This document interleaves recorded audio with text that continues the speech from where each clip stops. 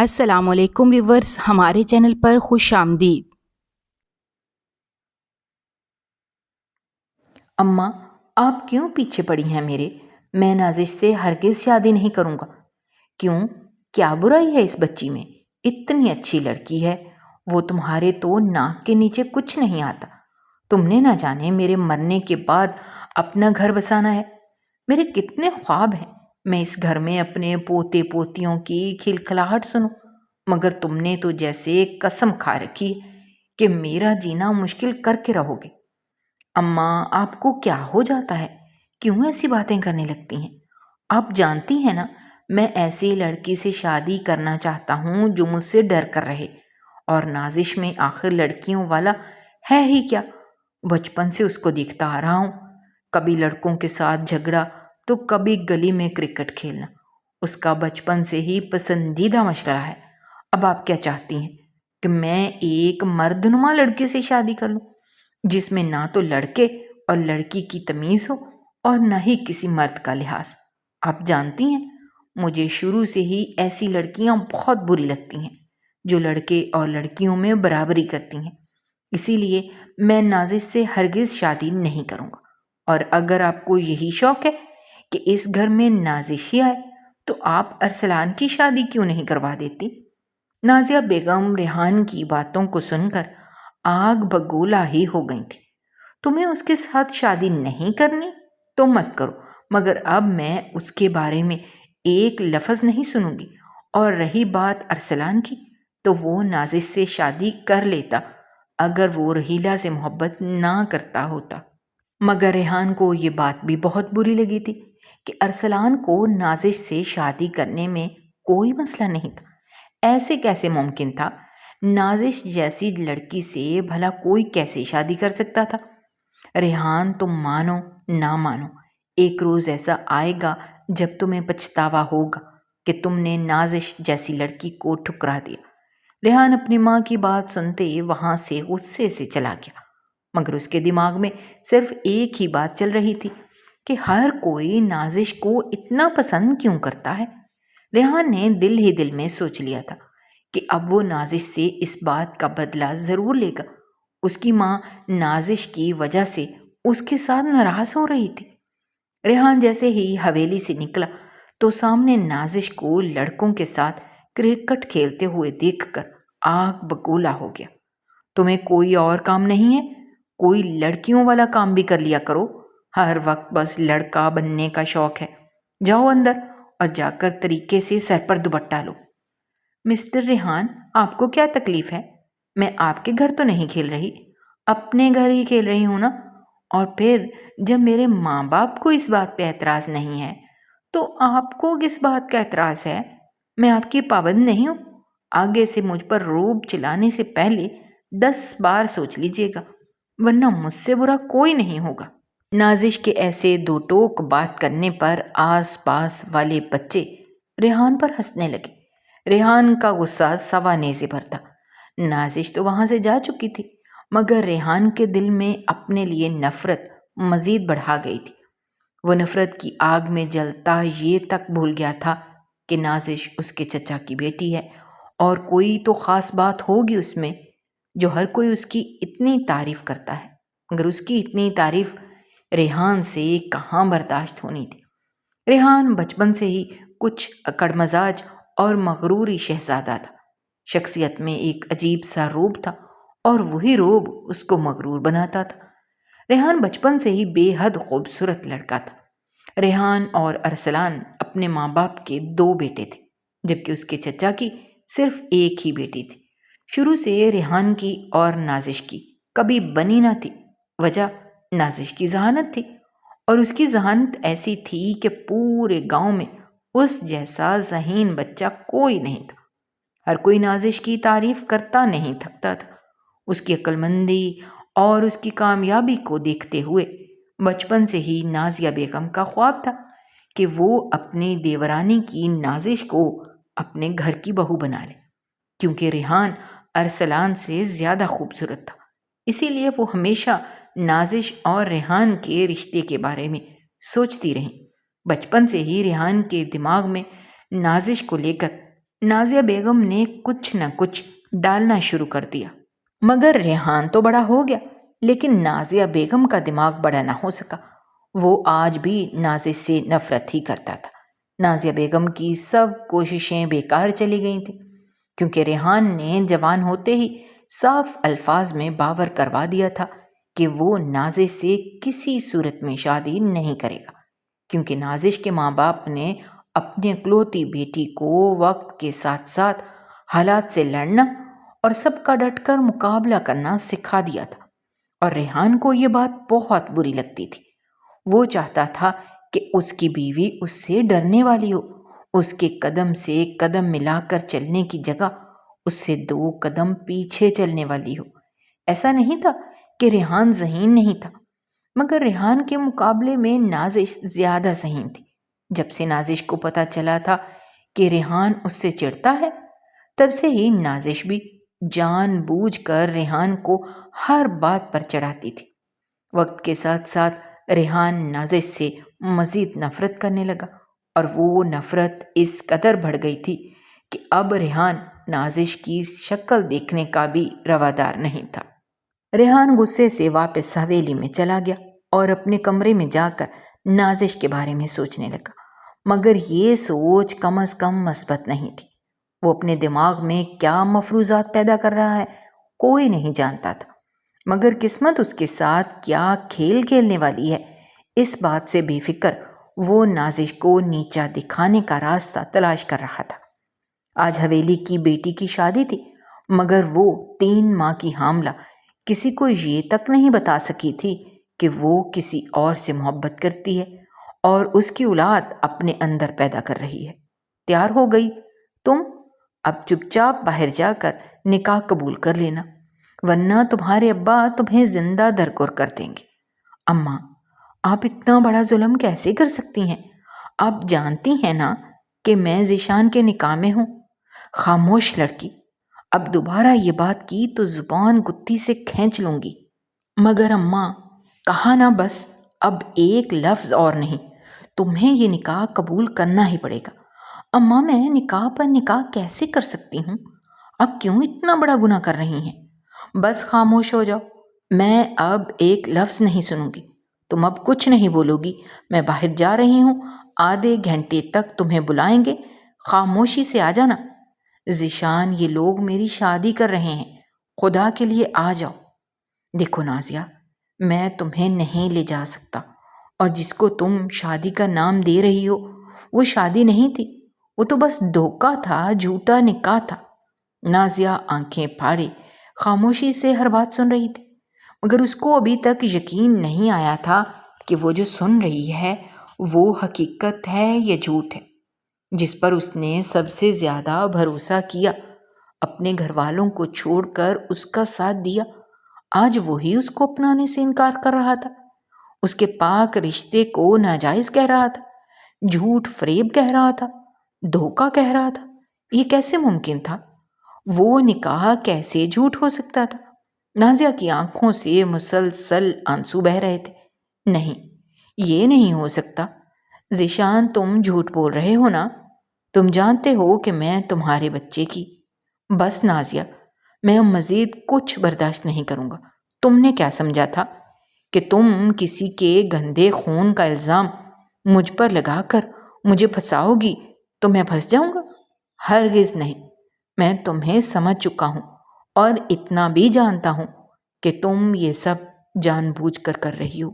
تمہیں میری جائیداد جو چاہیے۔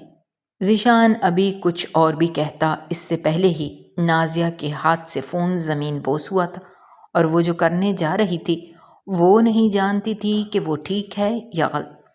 نازیہ نے نکاح کر لیا تھا اور رخصت ہو کر اپنے شوہر کے ساتھ اس کے گھر بھی جا چکی تھی۔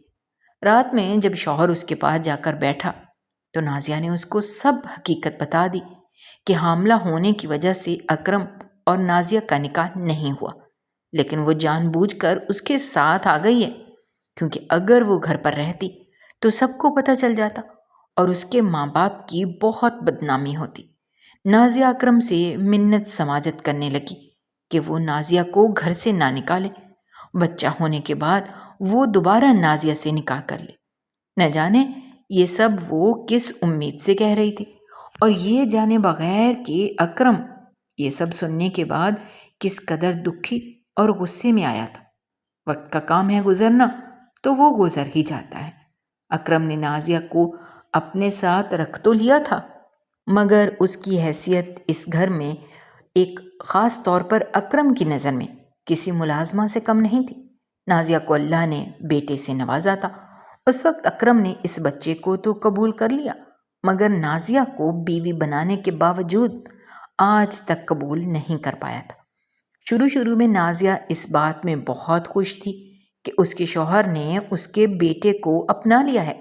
اس کے بعد اکرم اس کے ساتھ جیسا بھی سلوک کرتا، نازیہ کو بالکل برا نہیں لگتا تھا، مگر وہ یہ بات سمجھ ہی نہیں پائی کہ اکرم کے دل میں اس کے بیٹے کو لے کر کتنی نفرت پل رہی ہے، یا نازیہ اپنی اہمیت جاننے کے باوجود یہ نہیں سمجھ پائی کہ اب تو وہ اکرم کی بیوی تھی۔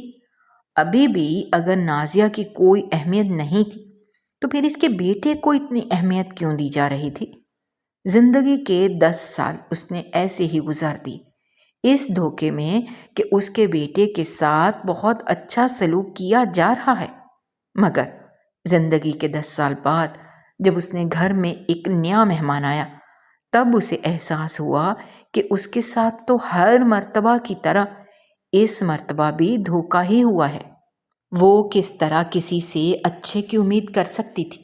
ریحان اس کا بڑا بیٹا تھا، مگر جیسے ہی ارسلان کا اس دنیا میں آنا ہوا، اکرم کی ساری توجہ ارسلان کی طرف دیکھ کر وہ ہر وقت پریشان رہتی تھی۔ ریحان چونکا ہمیشہ سے اکرم کے ساتھ رہا تھا، اسی لیے اکرم کی بہت سی عادتیں ریحان میں پائی جاتی تھیں، جن میں غصہ سب سے پہلے تھا۔ نازیہ کو یہ سب باتیں اس وقت سمجھ آئیں جب اکرم کی ساری توجہ ارسلان کے اوپر دیکھی۔ ریحان جو ہر وقت اکرم کے ساتھ ساتھ رہتا تھا، اب ارسلان کو اپنے باپ کے ساتھ دیکھ کر وہ ہر وقت اپنی ماں سے رو کر کہتا کہ ابا مجھے پہلے جیسا پیار نہیں کرتے، اور نازیہ ہر وقت بس یہی سمجھاتی رہ جاتی کہ جو وہ محسوس کر رہا ہے وہ غلط ہے، اس کا باپ دونوں سے برابر کی محبت کرتا ہے۔ اگر ہم نے اپنے اندر جتنی بھی برائیاں تھیں سب کی سب ریحان میں منتقل کر دی تھیں۔ نازیہ ہر وقت اس کو کسی نہ کسی بات پر ٹوکتی رہتی، اسے ہمیشہ یہی فکر ستائے جاتی تھی کہ کل کو کہیں یہ اپنے سگے باپ جیسا نہ ہو جائے۔ اکرم نے جو بھی کیا کم از کم اس کو رہنے کے لیے چھت دی تھی، اس کے بیٹے کو سہارا دیا، اور اس وقت اس نے جائز بچے کو اپنا نام دیا جب اس کو بلانے کا کوئی روادار نہیں تھا، مگر اس کے بدلے میں اکرم نے ریحان کی پوری زندگی مانگ لی تھی۔ نازیہ کسی بھی صورت میں اکرم کی یہ خواہش پوری نہیں کر سکتی تھی، یہ اس کے بیٹے کی زندگی کا سوال تھا۔ اب تو اسے یہ بھی خوف محسوس ہونے لگا تھا کہ کہیں اکرم ریحان کو حقیقت نہ بتا دے۔ ریحان بچپن سے ہی کچھ اکڑ مزاج اور مغروری سا بچہ تھا، اور یہ سب مزاج اس کے باپ کے دیے ہوئے تھے۔ نازیہ اب جب جب ریحان کو کسی بات پر ٹوکتی تو وہ مزید اس کام کو کرنے لگتا۔ اب تو نازیہ کے آگے زبان بھی چلانے لگا تھا اور صاف الفاظ میں کہہ دیتا کہ یہ سب ابا نے مجھے کرنے کو کہا ہے۔ نازیہ اور اکرم میں ہمیشہ اس بات کی لڑائی رہی تھی۔ نازیہ کو جب سے حقیقت کا پتہ چلا تھا کہ اکرم ریحان کی زندگی تباہ کر کے نازیہ سے بدلہ لینا چاہ رہا ہے، تب سے وہ اکرم کو ریحان سے دور ہی رکھتی تھی، مگر اکرم کوئی نہ کوئی بہانہ تلاش کر کے ریحان کے قریب ہو جاتا اور اسے غلط مشورے دیتا۔ بہت کوشش کے بعد بھی نازیہ ریحان کو بدل نہ سکی اور ایسے ہی وہ پروان چڑھتا رہا، مگر ایک بات جو ریحان میں تھی، وہ اپنی ماں کی بہت عزت کرتا تھا۔ اگر کوئی کام نازیہ کہہ دیتی تو نازیہ کے ساتھ جھگڑنے کے بعد وہ کام کرنا اس پر لازم ہو جاتا تھا، اور یہی وہ آخری بات تھی جس وجہ سے نازیہ کو اس بات کا اعتماد تھا کہ کچھ بھی ہو جائے ریحان اپنی یہ عادت نہیں بدلے گا، اور ایسا ہی ہوا تھا۔ اور اسی امید پر نازیہ ریحان کو ایک ایسے بندھن میں باندھنا چاہ رہی تھی جو اس کے لیے بہت بہترین تھا، नाजिया की देवरानी की एक ही बेटी थी, नाजिश, वो मासूम गुड़िया जिसको लड़कों से मुकाबला करना आता था। नाजिया को अपने रिहान के लिए बहुत पसंद आई थी। उसका मानना था कि नाजिश ही रिहान को बदल सकती है। इसमें जो उसके बाप ने अब तक सब बुराइयां डाली हैं उनको ख़त्म करने के लिए नाजिश जैसी लड़की का रिहान की ज़िंदगी में होना बहुत ज़रूरी था। यही वजह थी कि वो रिहान के पीछे नाजिश का रिश्ता लेकर घूम रही थी। मगर रेहान को ऐसी लड़कियों से सख्त नफरत थी। उसका मानना था कि ऐसी लड़कियां लड़की कहलाने के काबिल ही नहीं होती। वक्त का काम है गुजरना तो वो गुजर ही जाता है। शाम के खाने पर सब बैठे थे जब नाजिया ने अपने देवर से बात करने का फैसला किया। ये वो पहली बात थी जिसमें नाजिया ने अकरम की कोई राय नहीं ली थी। छोटे भाई, मैं अपने रेहान के लिए नाजिश का हाथ मांगना चाहती हूँ। रेहान आपके साथ ही पला बड़ा है, आप लोग तो सब जानते हैं। तो क्या नाजिश का रिश्ता आप लोग मेरे रेहान के साथ कर सकते हैं? नाजिया की बात पे सब ने ही हैरत से नाजिया की तरफ देखा था। रेहान वहां पर मौजूद नहीं था, वरना वो उस वक्त आसमान सर पे उठा लेता। नाजिया की बात सुनकर सभी हैरान थे और सबसे ज्यादा हैरान नाजिश थी। ताई जान, ये आप कैसी बातें कर रही हैं? मैं भला कैसे इस देवनमा शख्स से शादी कर सकती हूँ? ताई जान, आप एक मर्तबा मुझसे तो पूछ लेती। एक बार मेरी बात सुन लें। आपको इस घर में बारात लाने से पहले मेरी लाश पर से गुजरना होगा। नाजिश के ड्रामे शुरू हो चुके थे। वहां हर कोई चेहरा झुकाए मुस्कुरा रहा था। अगर कोई खामोश था तो वो अकरम साहब थे। नाजिया बेगम कभी कभार चोर निगाहों से अकरम साहब की तरफ देख लेती, मगर अब की मर्तबा उन्होंने खुद से अहद किया था कि वो अपनी बात मनवा कर ही रहेंगी। जिंदगी गुजर गई सब कुछ बर्दाश्त करते करते। अगर अब वो कुछ बर्दाश्त नहीं करेंगी, तभी नाजिया बेगम ने अपनी बात पर जोर देते हुए अपने देवर से फिर से बात की और पूछा कि छोटे भाई, आपने कोई जवाब नहीं दिया। अरे नाजिया बहन, ये आपकी ही बेटी है। मैंने तो कभी इस पर अपना कोई हक जताया ही नहीं। इसको तो कभी मैंने अपनी बेटी समझा ही नहीं। शुरू से ये आपके साथ ही रही है, आपने ही इसको पाला है, तो इस पर आपका सबसे ज्यादा हक है। इसकी जिंदगी के तमाम फैसले करने का हक सिर्फ और सिर्फ आपका है। आप जो भी फैसला करना चाहें कर सकती हैं, मुझे कोई एतराज नहीं है। अरे किस बात का फैसला? किस बारे में बात हो रही है? इससे पहले कि नाजिया बेगम कुछ कहती, रेहान को दरवाजे पर खड़ा देखकर सब एकदम चौंक उठे थे। कोई इससे पहले कुछ कहता नाजिश की जुबान पर खुजली हुई थी और उसने तड़क कर रेहान को दो चार बातें सुना दी थी। अरे अरे कुछ नहीं, आप आइए, आपका ही तो इंतजार था। आपकी शादी की बातें चल रही हैं। नवाब खानजादा साहब आइए, पूछेंगे नहीं कि आपकी शादी किस मलका हुसन से हो रही है? रेहान ने नाजिश को नागवार निगाहों से देखा था। नाजिया को बहुत फिक्र सताए जा रही थी। उसे इस बात की फिक्र थी कि कहीं रेहान अपने अल्फाज से नाजिश को तकलीफ न पहुंचा दे। फिर अभी उसके माँ बाप भी उसके सामने थे। अगर उन्होंने इस रिश्ते से इनकार कर दिया तो नाजिया की आखिरी उम्मीद भी खत्म हो जाएगी जो वो रेहान के लिए लगाए बैठी थी। देखो नाजिश, अपने काम से काम रखो। मेरी जिंदगी से या इसके फैसलों से तुम्हारा कोई लेना देना नहीं है। और तुम नहीं जानती ये बात कि जब बड़े बात कर रहे हों तो छोटों को अंदर नहीं भूलना चाहिए। जी जी, मुझे तो सब पता है।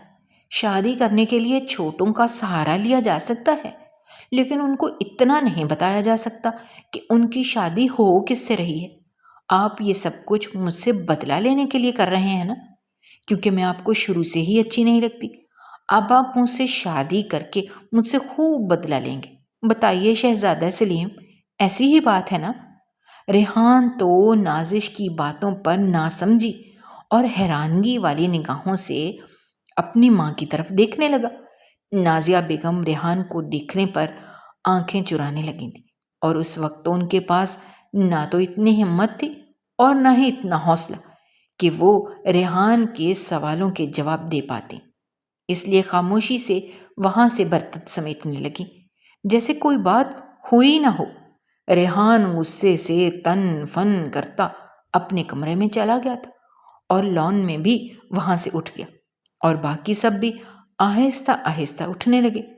بس اب اس پر اکرم صاحب بیٹھے رہ گئے تھے۔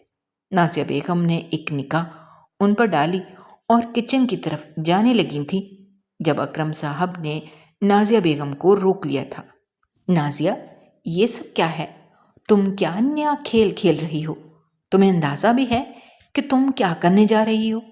تم کیوں بھول رہی ہو کہ ریحان تمہاری ناجائز؟ ابھی اکرم صاحب نے اتنا ہی بولا تھا جب نازیہ نے بھرائی آنکھوں سے اکرم صاحب کی طرف دیکھا۔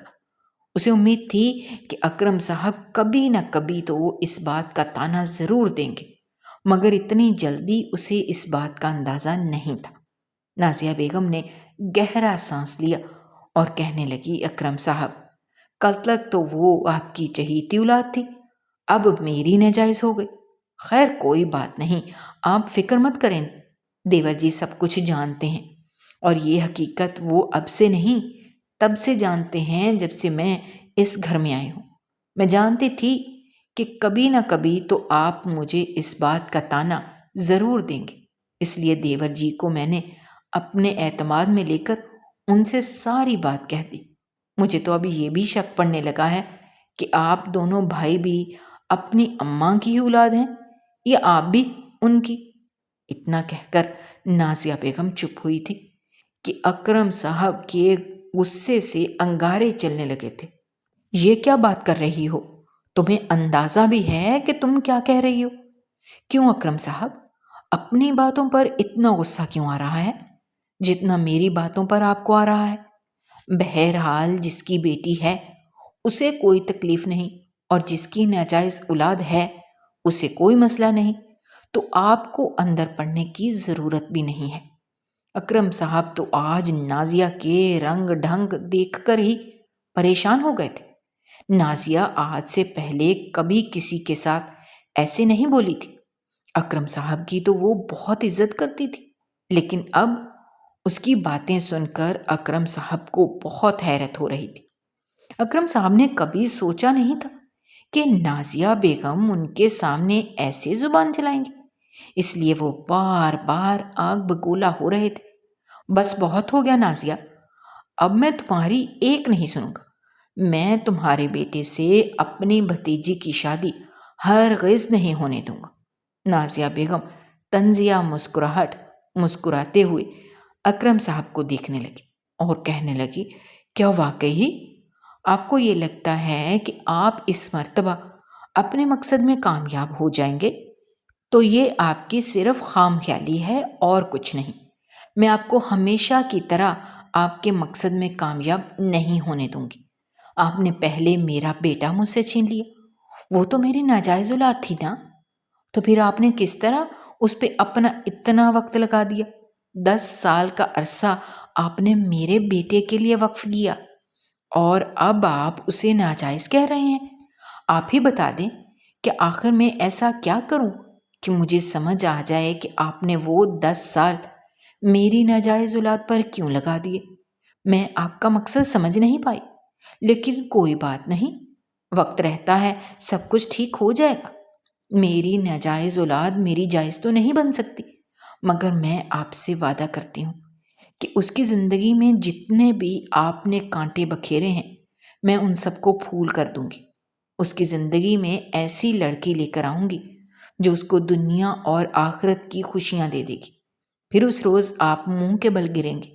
آپ نے اچھائی کا مکوٹا اپنے چہرے پر چڑھا کر جو مجھ سے بدلہ لینے کی کوشش کی ہے وہ سب رائیگاں چلی جائے گی، اور پھر اس روز اکرم صاحب میں آپ سے پوچھوں گی کہ اب آپ کا کیا خیال ہے، اگلی چال اب آپ کیا چلیں گے؟ کاش اس روز ہی آپ نے مجھے ٹھکرا دیا ہوتا اور مجھے گھر واپس بھیج دیتے، کم از کم میری اولاد کے ساتھ یہ سلوک نہ کرتے۔ اس کے باپ نے بھی اس کے ساتھ ظلم کیا اور اب آپ نے بھی۔ خیر، آپ لوگوں نے جو کرنا تھا وہ کر لیا، اب اس کے ساتھ کیا کرنا ہے میں جانتی ہوں۔ ریحان کمرے میں پہنچا تو اس کا دماغ درد کرنے لگا تھا۔ یہی سوچ سوچ کر اس کی جان نکلتی جا رہی تھی کہ اس کی ماں نے اتنا بڑا فیصلہ اس کی اجازت کے بغیر کر لیا۔ اب وہ سب گھر والوں کے سامنے اپنی ماں کو بے عزت نہیں کر سکتا تھا۔ اس کو نہ چاہتے ہوئے بھی اپنی ماں کی بات ماننی پڑ رہی تھی، مگر وہ اپنی ماں کا سر جھکنے نہیں دے سکتا تھا۔ اسی لیے اس نے تہیہ کر لیا تھا کہ وہ نازش سے اس سب کا بدلہ لے گا۔ گھر میں ایک عجیب سا شور تھا۔ نازیہ بیگم اپنے کمرے سے باہر نکلی تو نازش اپنی والدہ سے نہ جانے کس بات کی فرمائش کر رہی تھی۔ فرمائش کہنا بہتر ہوگا یا ضد کہنا؟ کیا ہوا ہے نازش؟ اتنا شور کیوں کر رہی ہو بیٹا؟ دیکھے نا تائی جان، اماں کو میں کہہ رہی ہوں کہ مجھے بازار جانا ہے، مگر اماں مجھے جانے ہی نہیں دے رہی۔ کہہ رہی ہیں اکیلے نہیں جانا، شام ہو رہی ہے۔ اب بھلا بتائیں کہ میں کس کے ساتھ جاؤں؟ ابا بھی گھر پر نہیں ہیں اور کل مجھے کالج کے لیے ایک نیا لباس چاہیے۔ نازیہ بیگم سنتے ہی خوش ہو بیٹھی۔ ان کے دماغ میں نہ جانے کون سی کھچڑی پک رہی تھی۔ تبھی وہ کہنے لگی، میری بیٹی کیوں پریشان ہوتی ہے؟ میں ہوں نا، تمہیں میں ریحان کے ساتھ بھیج دیتی ہوں۔ ارے توبہ کریں تائی جان، مجھے اس جلاد کے ساتھ نہیں جانا۔ سارے رستے تو پہلے لیکچر سناتا رہے گا اور پھر سکون سے مجھے کپڑے بھی نہیں خریدنے دے گا، بات بات پر تانے دے گا۔ مجھے نہیں جانا اس کے ساتھ، اس سے بہتر ہے کہ میں گھر پر ہی رہوں۔ نازیہ بیگم کو اپنے بیٹے پہ بے حد غصہ آیا تھا۔ اتنی اچھی بھلی لڑکی تھی اور وہ اس سے بھاگتی پھر رہی تھی۔ نازی، تمہارے بہت نخرے ہوتے جا رہے ہیں۔ بھابھی، آپ ریحان کو کہیں اس کو لے جائے، ورنہ ساری رات یہ میری جان کھاتی رہے گی۔ ابھی تو بڑا اکڑ کے کہہ رہی ہے کہ مجھے نہیں جانا، لیکن رات ہوتے ہی اس نے میرا دماغ خراب کرنا ہے۔ ہاں ہاں، میں کہتی ہوں اس کو، کیوں نہیں نازش کو لے کر جائے گا ضرور۔ تمہیں نہیں لے کر جانا تو بھلا کس کو لے کر جانا ہے؟ نازیہ بیگم اسی وقت ریحان کے کمرے میں گئیں اور جا کر اسے کہنے لگیں کہ جاؤ، نازش کو اپنے ساتھ لے جاؤ، اس کو بازار سے کچھ چیزیں چاہیے۔ اماں، نازش کو جانا ہے تو خود چلی جائے، میں اس کا ملازم نہیں ہوں۔ اور یہ آپ کیا کھچڑی پکا رہی ہیں گھر پہ؟ میں ہرگز اس لڑکی سے شادی نہیں کروں گا، یہ بہت اچھے طریقے سے جانتی ہیں۔ پھر آپ نے بھلا کیوں سب کو یہ امید دلائی کہ میں اس سے شادی کرنے کے لیے تیار ہوں؟ اماں جی، آپ اچھا نہیں کر رہی۔ میں آپ کو پھر بار بار کہہ رہا ہوں کہ میں اس کو کبھی خوش نہیں رکھوں گا۔ میں ہمیشہ اس کو تکلیف پہنچاتا رہوں گا کہ وہ رو رو کر خود مجھ سے طلاق مانگے گی۔ اتنا کہنا تھا کہ نازیہ بیگم کا ہاتھ اٹھا اور ریحان کے چہرے پر زناٹے دار تھپڑ رسید کر دی۔ نازیہ بیگم کی آنکھوں میں آنسو دیکھ کر ریحان کو اب احساس ہوا تھا کہ وہ کتنے بڑے الفاظ بول گیا۔ وہ مارے شرمندگی کے نظر جھکا گیا اور اپنی اماں سے معافی مانگنے لگا۔ اماں، مجھے معاف کر دیں، میرا ہرگز مطلب وہ نہیں تھا۔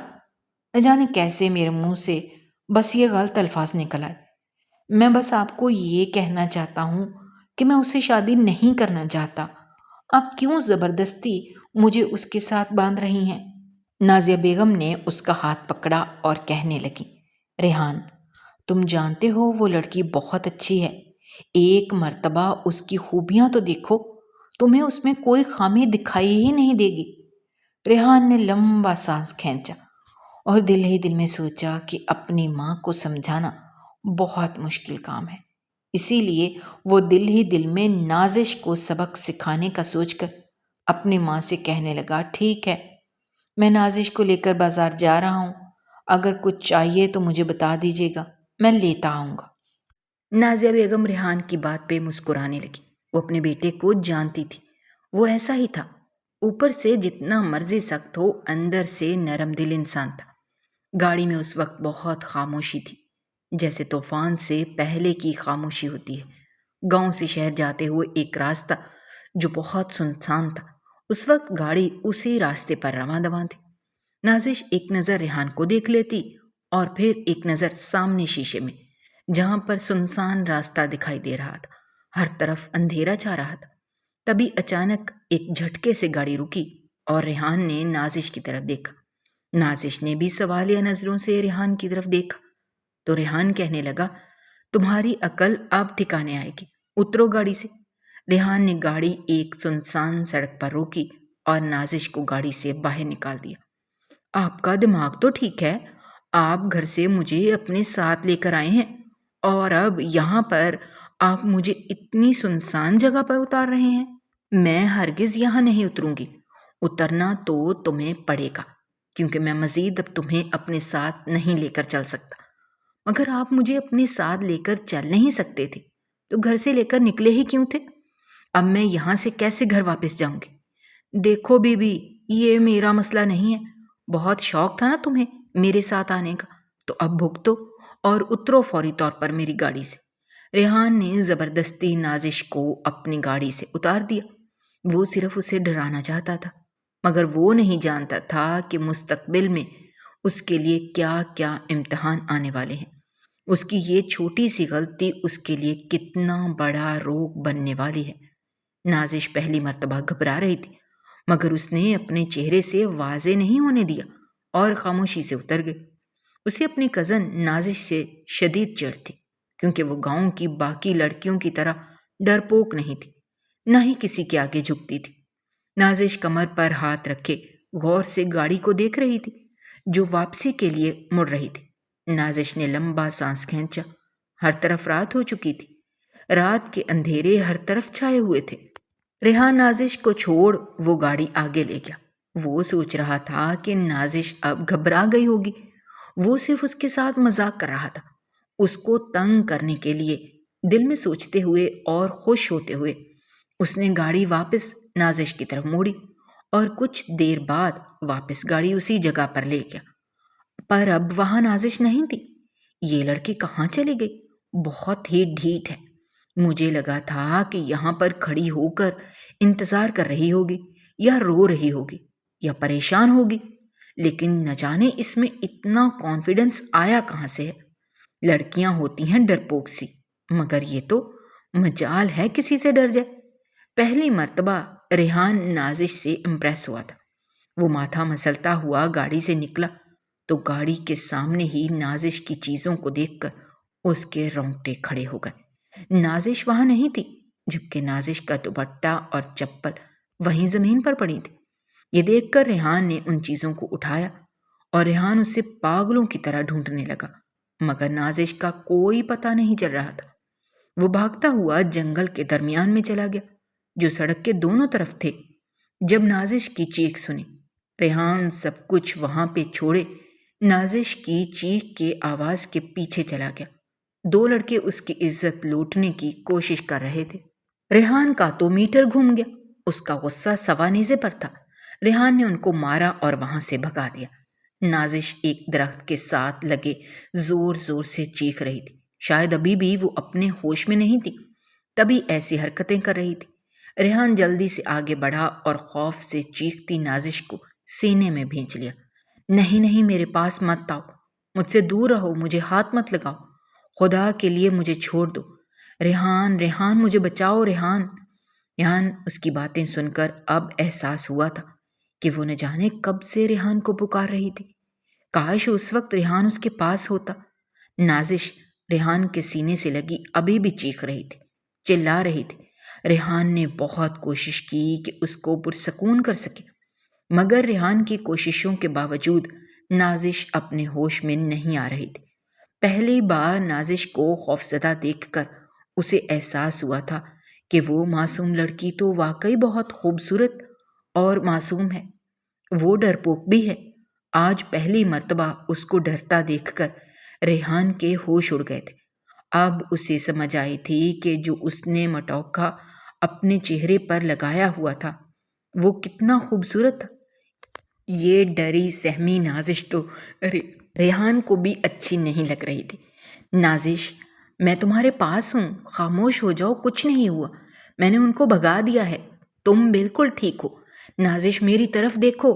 ریحان اس کو بازوؤں سے جھنجھوڑتا ہوا اپنی طرف اس کا دھیان بٹانے کی کوشش کر رہا تھا، مگر وہ ایک دم بے ہوش ہو کر ریحان کے بازو میں جھول گئی۔ ریحان نے جلدی سے اس کو اپنے گود میں اٹھایا اور گاڑی میں لٹا دیا۔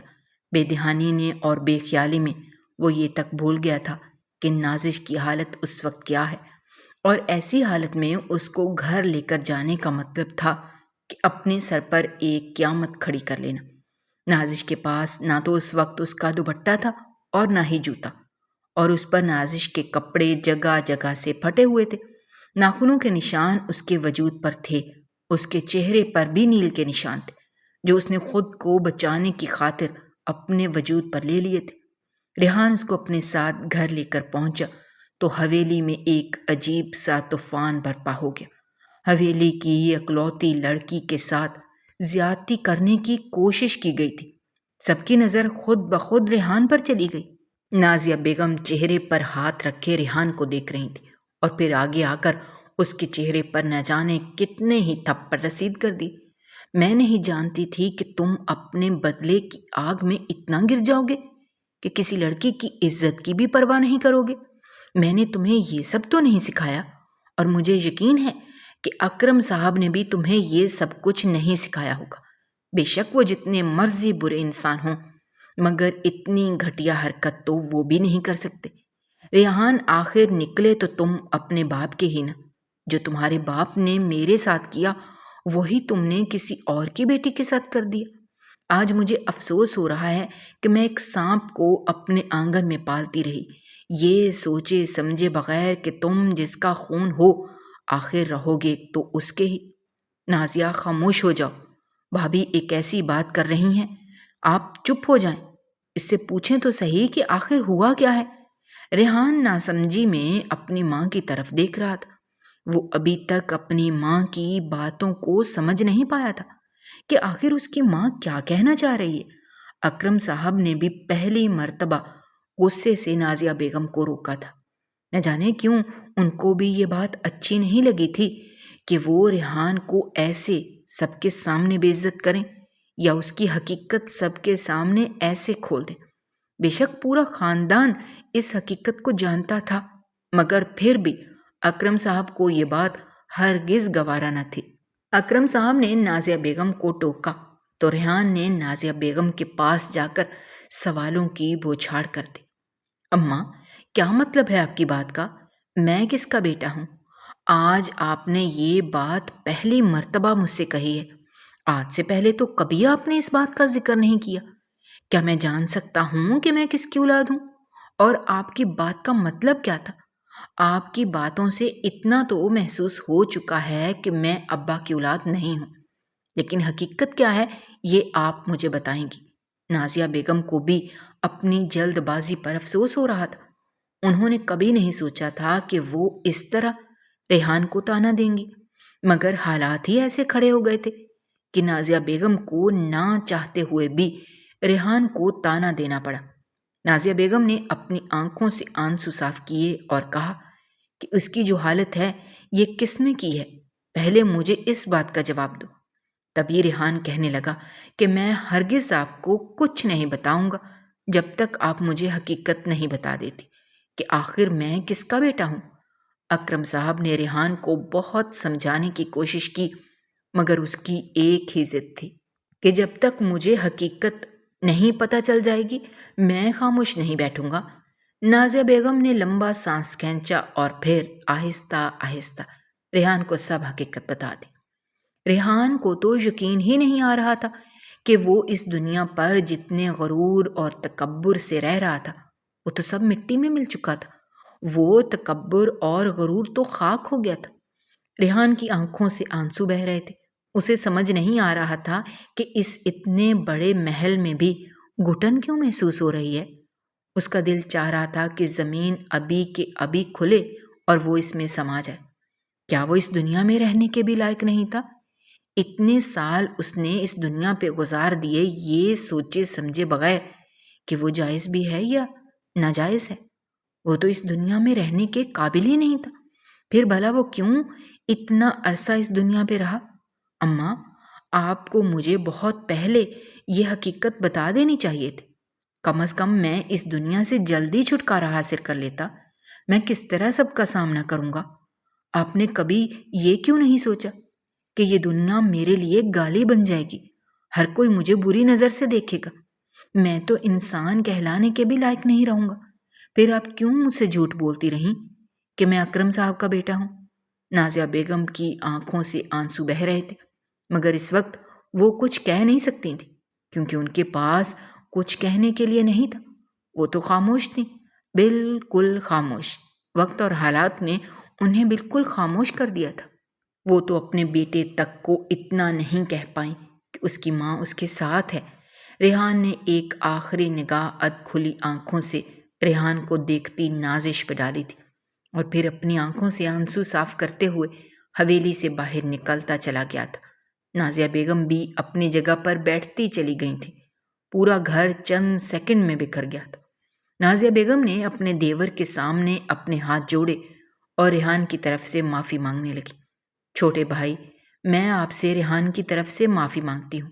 میں نہیں جانتی تھی کہ اتنے سالوں کی تربیت کے باوجود وہ اپنے باپ جیسا ہی نکلے گا۔ اس نے آپ کی بیٹی کے ساتھ جو کیا، آپ اس کی جو سزا دینا چاہیں آپ مجھے دے دیں، میں ہر سزا قبول کرنے کے لیے تیار ہوں۔ نہیں تائی جان، ریحان نے میرے ساتھ کچھ نہیں کیا۔ اگر وہ وقت پہ نہ پہنچتا تو شاید میرے ساتھ کچھ برا ہو جاتا۔ ریحان نے تو میری عزت بچائی ہے، اس کا خون کیا ہے، میں نہیں جانتی، لیکن آج بھی اس میں آپ کی تربیت بولتی ہے۔ وہ بے شک اوپر سے سخت مزاج ہے، مگر اندر سے دل کا بہت اچھا ہے۔ آپ کہتی تھی نا کہ آپ اس کی شادی مجھ سے کرنا چاہتی ہیں، تو میں اس رشتے کے لیے تیار ہوں تائی جان۔ اگر آپ کو اب کوئی اعتراض نہ ہو تو، اگر آپ اس بات پہ اعتماد رکھتی ہوں کہ میرے ساتھ کچھ برا نہیں ہوا، تو میں ریحان سے شادی کرنے کے لیے تیار ہوں۔ میری پاکیزگی کا گواہ اللہ کے بعد ریحان ہی ہے۔ نازیہ بیگم تو اس بات پہ بہت خوش تھی کہ ریحان نے ان کی لاج رکھ لی تھی۔ نازیہ بیگم نے نازش کو پیار کیا اور اپنے کمرے میں چلی گئی۔ اب وہ جانتی تھیں کہ ریحان اگلی صبح ہی گھر آئے گا۔ وہ ایسا ہی تھا، جب جب وہ خفا ہوتا یا غصہ ہوتا تو وہ گھر سے باہر چلا جاتا تھا، اور پھر ایک روز بعد وہ گھر واپس آتا تھا۔ مگر نہ جانے کیوں ریحان کو لے کر اس مرتبہ نازیہ بیگم کا دل گھبرا رہا تھا۔ اکرم صاحب کمرے میں گئے تو وہ کہیں جانے کے لیے تیار ہو رہے تھے۔ نازیہ بیگم نے اکرم صاحب سے پوچھا کہ وہ کہاں جا رہے ہیں۔ تبھی ایک رمضان نے کہا کہ وہ اپنے بیٹے کو تلاش کرنے جا رہے ہیں۔ وہ بیٹا جس نے 10 سال اکرم صاحب کی بہت خدمت کی، ان کا بہت ساتھ دیا، ان کا بہت خیال رکھا۔ وہ بھول گئے تھے کہ اس بچے کو تو تم نے خود بنایا تھا۔ اب اتنے سالوں بعد جب اسے اس حقیقت کا پتہ چل ہی گیا ہے تو اب وہ کیسے اس کی مشکل وقت میں اسے اکیلا چھوڑ دیں؟ وہ ہرگز اسے مشکل وقت میں اکیلا نہیں چھوڑیں گے۔ اسی لیے وہ ریحان کو تلاش کرنے جا رہے ہیں، کیونکہ اس مرتبہ وہ ناراض ہو کر نہیں گیا بلکہ تکلیف میں گیا ہے۔ کل جو ہر کوئی ریحان کو ناجائز سمجھتا تھا، آج ہر کوئی اس کے پیچھے پیچھے بھاگ رہا تھا، اس کو تلاش کر رہا تھا تاکہ وہ جلدی سے گھر واپس آ جائے۔ ریحان تو حویلی کی رونق تھا، اور اس بات کا احساس بہت جلدی سب کو ہو گیا۔ اس کا دکھ کسی سے دیکھا نہیں جا رہا تھا، اس کا دکھ ہر کوئی سمجھ تو نہیں سکتا تھا، مگر اس کی تکلیف سے ہر کوئی آگاہ ضرور تھا۔ نازش بھی پریشان کن حالت میں پھر رہی تھی۔ اسے بھی اس بات کی تکلیف تھی کہ ریحان کے ساتھ بہت برا ہوا۔ اس کو حقیقت کا ایسے نہیں پتہ چلنا چاہیے تھا، مگر اب کیا ہو سکتا تھا؟ وقت اور حالات آہستہ آہستہ اس کے زخم پر مرہم رکھ ہی دیتے، لیکن اس سب کو بھی ابھی وقت لگنا تھا۔ وقت جیسے ہی گزر رہا تھا، اگلی صبح تک ریحان گھر پہ تھا، مگر وہ بالکل خاموش تھا، نہ تو کسی سے بات کر رہا تھا اور نہ ہی کسی کی بات کا جواب دے رہا تھا۔ نازش اس کے کمرے میں گئی تو وہ اپنا بیگ تیار کر رہا تھا۔ کہاں جا رہے ہو؟ ریحان نے چونک کر نازش کی طرف دیکھا، کیونکہ آج تک نازش اس کے کمرے میں نہیں آئی تھی۔ کہیں نہیں، بس یہ گھر چھوڑ کر جا رہا ہوں۔ یہ گھر نہ تو میرا ہے اور نہ کبھی میرا تھا۔ اچھا، تو یہ گھر چھوڑ کر کہاں جاؤ گے؟ وہیں اپنے باپ کے پاس۔ خیر تم بتاؤ یہاں کیسے آنا ہوا؟ کچھ نہیں، بس یہی بتانے آئی تھی کہ میں تم سے شادی کرنا چاہتی ہوں۔ تم جیسے شخص سے شادی کرنا میرے لیے بہت بڑی بات ہوگی۔ ریحان تو حیرت سے نازش کو دیکھنے لگا۔ تم جانتی بھی ہو کہ تم کیا کہہ رہی ہو؟ میرے جیسے انسان کے ساتھ تم شادی کرنا چاہو گی جس کو اتنا بھی نہیں معلوم کہ اس کا باپ کون ہے؟ یہ الفاظ کہتے ہوئے ریحان پہ کیا گزر رہی تھی یہ صرف وہی جانتا تھا، مگر اب کیا ہو سکتا تھا؟ ریحان تو خاموشی سے وہاں سے جانا چاہتا تھا، مگر نازش نے ایک نیا قصہ کھڑا کر دیا تھا۔ ریحان تم کہیں نہیں جاؤ گے، میں تم سے شادی کرنا چاہتی ہوں اور تم میں ایسی کوئی خرابی نہیں ہے جس سے تم سے شادی نہ کی جا سکے۔ اچھے انسان ہو، ہاں اوپر سے کچھ سخت ہو، مگر وہ میں تمہیں ٹھیک کر لوں گی۔ رہی بات تمہارے جائز یا ناجائز ہونے کی، میرے لیے اتنا کافی ہے کہ تم تائی جان کے بیٹے ہو، انہوں نے تمہیں پیدا کیا ہے۔ تمہارا باپ کون تھا کون نہیں اس سب سے مجھے کوئی لینا دینا نہیں ہے، مجھے صرف فرق پڑتا ہے اس بات سے کہ تم اچھے انسان ہو اور یہ ایک لڑکی کے لیے شادی کرنے کے لیے کافی ہوتا ہے۔ مگر ریحان تو کسی صورت ماننے کے لیے تیار نہیں تھا۔ ابھی وہ وہاں سے جانا چاہتا تھا کہ تبھی نازیہ بیگم اندر آئیں۔ ان کی آنکھوں میں آنسو دیکھ کر ریحان ایک دم تڑپ اٹھا۔ نازیہ بیگم ان کے پاس آئیں اور آ کر کہنے لگیں کہ مجھے معاف کر دو، میں تمہاری گنہگار ہوں، میں نے کبھی نہیں چاہا تھا کہ تمہیں ایسے حقیقت پتہ چلے، لیکن میں کیا کرتی، حالات ہی ایسے کھڑے ہو گئے تھے کہ مجھے تمہیں سب کچھ بتانا پڑا۔ میں نہیں جانتی تھی کہ میرا بیٹا اتنا اچھا ہے، میں کبھی بھی اپنے بیٹے پہ یہ بوجھ نہ ڈالتی، لیکن تم یہ کبھی مت سمجھنا کہ تمہاری ماں نے تمہیں چھوڑ دیا۔ تمہارا باپ جیسا بھی تھا مگر تمہاری ماں میں ہوں، میں نے تمہیں پیدا کیا ہے۔ بے شک اس وقت میں نے تمہیں برا بھلا کہا، مگر کہیں نہ کہیں میرا دل کہہ رہا تھا کہ تم ایسا کام کبھی نہیں کر سکتے، اور دیکھو میں بالکل ٹھیک تھی۔ میں چاہتی ہوں کہ تم نازش سے شادی کر لو، اور مجھے امید ہے کہ اب تم مجھے اس بات پر انکار نہیں کرو گے۔ ہماری زندگی بہت خوبصورت ہو جائے گی، جو کمیاں تم میں رہ گئی ہیں وہ بھی پوری ہو جائیں گی، اور پھر اس طرح نازش اور ریحان کی شادی ہو گئی۔ آج وہ اپنے 2 بیٹوں کے ساتھ ہنسی خوشی زندگی گزار رہے ہیں۔ نہ تو نازش نے کبھی اس کو اس بات کا احساس دلوایا کہ وہ ناجائز ہے، اور نہ ہی کبھی ریحان نے اس کے ساتھ دوبارہ نفرت سے بات کی۔ اگر آپ کو ہماری کہانیاں پسند آ رہی ہیں تو ہمارے چینل کو سبسکرائب کیجیے، ویڈیوز پر کمنٹ کیجیے اور شیئر کیجیے۔ شکریہ۔